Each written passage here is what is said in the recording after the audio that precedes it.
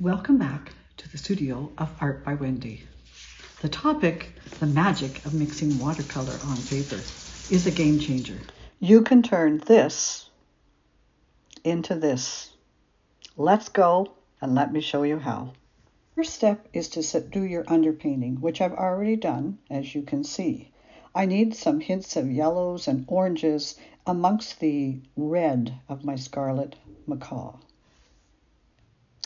While this is drawing, I started working on other areas of the painting.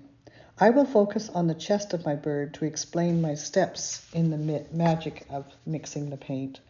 And you will see other examples of underpainting on my bird, the logs, and the palm leaves. Those also will be completed using the same process. I found mixing my colors as I worked along particularly useful in painting the colorful wing feathers. With the underpainting in place, painting the second layer resulted in lots of color variations. The wing was completed in 2 layers, but creating depth and smooth transitions in colors on the bird's chest requires several layers, each layer having its own function. The third layer on the macaw's chest is to set up the shadow areas. I painted them with a purple mixture. When that was dry, I painted the 4th layer with a rich red pigment. This allowed me to blend my shadow edges at the same time as darkening the chest. I should stop here to note 3 things. First of all, each layer must be dry before adding the next layer. Secondly, the colors I'm using are transparent watercolors, so it's easier to see through the colors to the color underneath.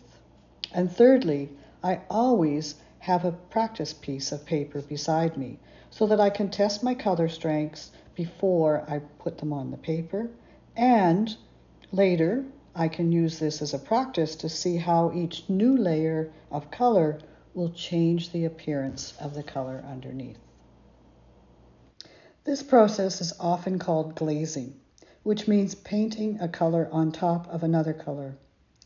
To get very translucent colors, your glazes must be very, very thin. And as a result, it can often take more than 10 layers to get to the color and depth that you need. In this variation of glazing, which I am using layers with various amounts of pigment, depending on the effect that I'm hoping to create.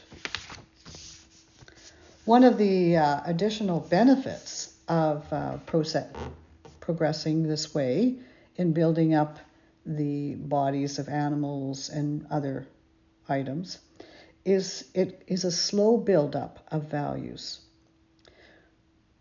Often, if you go too dark and try to lift paint off, it is very difficult to get to the exact value you were looking for. Using this glazing process, it allows you to move to the darker values step by step in a much more controlled fashion. You can see now I am moving back and forth with my glazing as I darken the key shadows under the wing and in turn darken the colors on the chest. Compare the chest to the head, which has only the underpainting on it.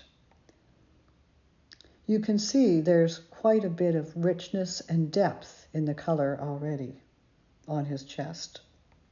I will use the same method on the head as the chest. The difference here is I will have to use some layers of yellow as I bring out the yellows and orange tones that are around the eyes and top of the head.